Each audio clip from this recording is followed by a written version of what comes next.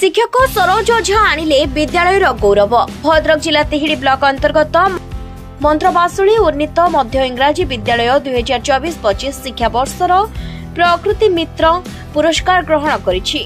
भुवनेश्वर स्थित कृषि शिक्षा सदन ओडिशा कृषि एवं वैषयिक विद्यालय परिसर मध्य आयोजित विश्व परिवेश दिवस एवं प्रकृति मित्र पुरस्कार वितरण उत्सव 2025 रे मुख्य अतिथि भाव में कार्यक्रम को शुभ उद्घाटन करथिले ओडिशार माननीय मुख्यमंत्री मोहन चरण माझी।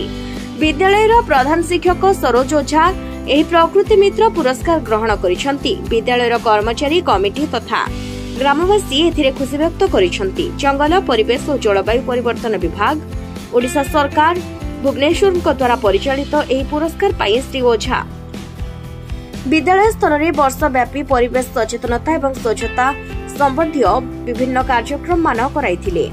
श्री सरोज कुमार ओझा प्रधान शिक्षक मंत्रबासुली उन्नीत मध्य इंग्राजी विद्यालय ये हूँ परिवेश जंगल एवं जलवायु परिवर्तन विभाग तरफ प्रत्येक वर्ष प्रकृति बंधु एवं प्रकृति मित्र पाया विभिन्न आवेदन करा जाए।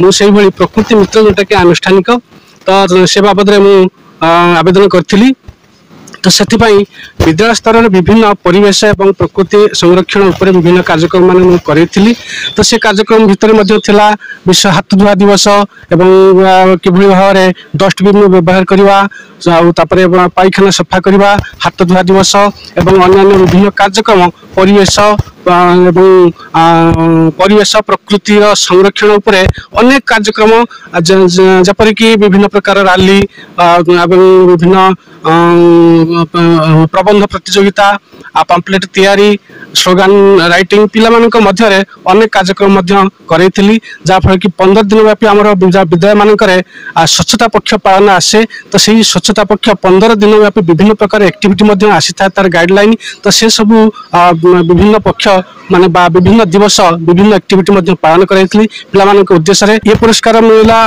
राज्य स्तर में तो से दृष्टि आम विद्यालय आनुष्ठानिक भाव स्थिरीकृत होता है चयनित होता जोटा कि विद्यालय को प्रकृति मित्र पुरस्कार राज्य स्तर में विश्व परिवेश दिवस रे माननीय ओडिशार मुख्यमंत्री जो कि उद्घाटन करथिले सेठी पुरस्कार आमको देथिले। ये पुरस्कार मध्य प्रमाण पत्र गोटे थिला एवं सहयोग राशि भितर 20,000 टंका आमको प्रदान करथिले। विद्यालय वृक्ष ही जीवन ये विभिन्न प्रकार कार्यक्रम कराई प्रकृति बंधु रूप में पुरस्कार पाई ये गोटे मोर सफलता जहाँकि प्रकृति उपरे विभिन्न प्रकार कार्यक्रम कराई प्रशंसा पाई।